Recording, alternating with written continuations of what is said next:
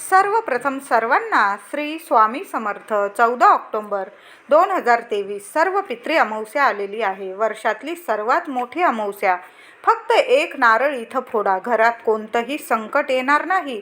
जी इडापिडा असेल ती सुद्धा टळून जाईल. तुम्हाला कोणाची दृष्ट लागलेली असेल, तुमच्या लेकरा बाळांना, पतिदेवांना, तुमच्या घराला, ती सुद्धा उतरून जाईल. असा खात्रीपूर्वक 100% खात्रीपूर्वक उपाय तुम्हाला मी आज सांगत आहे.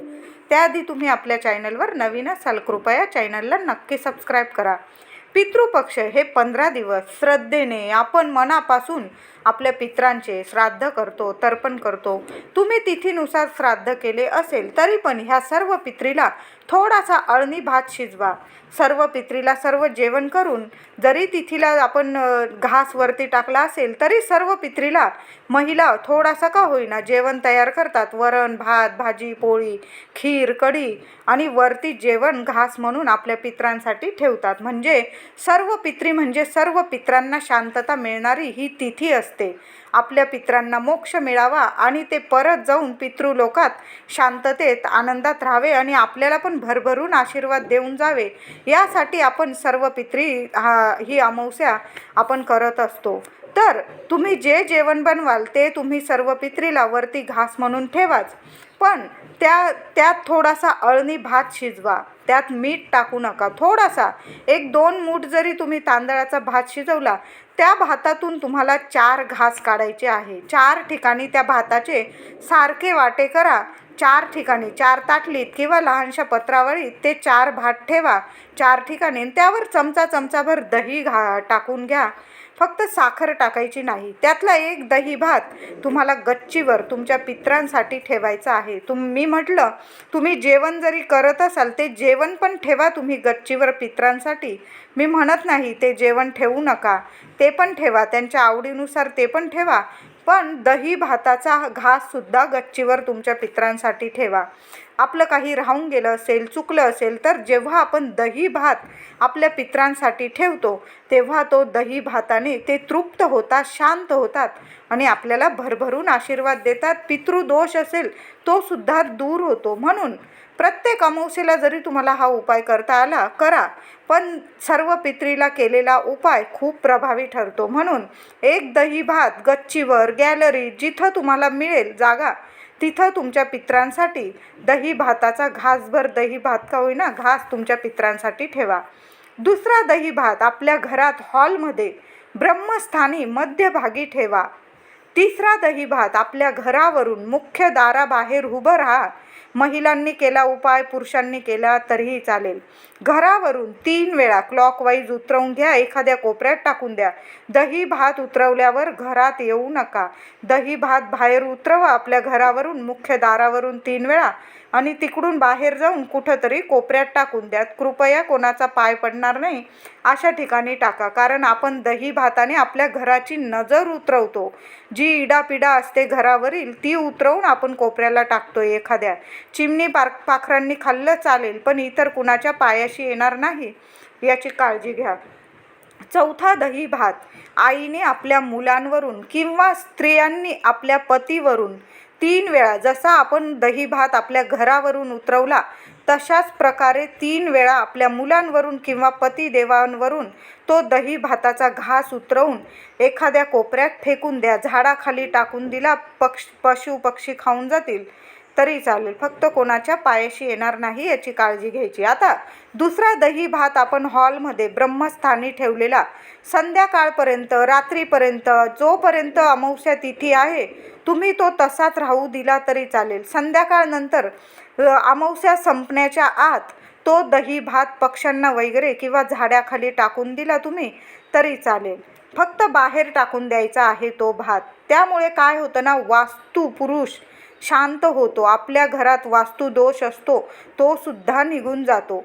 म्हणून हा उपाय आपल्याला करायचा आहे. एवढा दही भाताचा उपाय सुद्धा खूप प्रभावी ठरतो. ज्यांच्याकडून पित्रांची सेवा, श्राद्ध राहून गेलं असेल, तिथीला काही कारणांमुळे राहून गेलेलं असेल, त्यांनी जर सर्व पित्रीला अशा प्रकारे दही भाताचा उपाय केला, गच्चीवर मनापासून आपल्या पित्रांना प्रार्थना करून, क्षमा याचना करून दही भात तुमच्या पित्रांच्या नावाने ठेवा.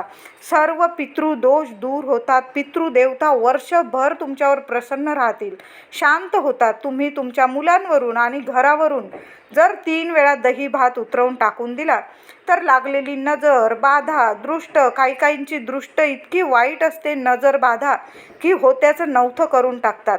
म्हणून दर अमावस्येला न चुकता आपल्या लेकरांवरून, पतिदेवांवरून सुद्धा, आपल्या पतिदेवांना सुद्धा कधी कधी नजर लागून जाते. म्हणून त्यांच्यावरून सुद्धा हा दही भात उतरवून तो दही भात टाकून द्यायचा. यामुळे आपल्या घराचे, मुलाबाळांचे रक्षण होते. लागलेली वाईटातील वाईट दृष्ट उतरून जाते. मुलं चिडचिड, किरकिर करतात. पतिदेवसुद्धा कामावरून वगैरे आले तर चिडचिड करतात. कोणाची दृष्ट लागते किंवा कामामुळे ताण तणाव येतो. त्यांचंसुद्धा मानसिक स्थिती नीट राहत नाही. म्हणून दर अमावस्येला हा उपाय आपल्या लेकरांवरून, घरावरून, पतिदेवांवरून करायचाच. आणि एक घास वरती आपल्या पित्रांसाठी आणि एक ब्रह्मस्थानी आपल्या घराच्या हॉलमध्ये नक्की ठेवत जा. 4 घास काढत जा आणि हा उपाय करा. हा झाला दही भाताचा उपाय. सर्व पित्री अमावस्या वर्षाची सर्वात मोठी अमावस्या आहे. तर अमावस्येला संध्याकाळी एक नारळ हातात घेऊन घराच्या बाहेर जाऊन, आपल्या मुख्य दाराच्या बाहेर जाऊन आपल्या घरावरून 3 वेळा नारळ उतरवून तुम्ही मुख्य दारातच फोडून टाकला तरी चालेल. यामुळे घरावरील सर्व नकारात्मकता, वास्तुदोष, पितृदोष, सर्व नकारात्मकता, घरावरील सर्व संकट दूर होतात. इडापिडा दूर होते. अमावस्येला संध्याकाळी 3ही सांजेला दिवाबत्ती झाल्यावर एक नारळ हातात घेऊन मुख्य दरवाजाबाहेर उभं राहून बोलावे, आमच्या घरावरील संकटे, नकारात्मकता, वाईट दृष्ट, नजर बाधा दूर हो, इडापिडा दूर हो, आमच्या वास्तूतील देवता प्रसन्न हो.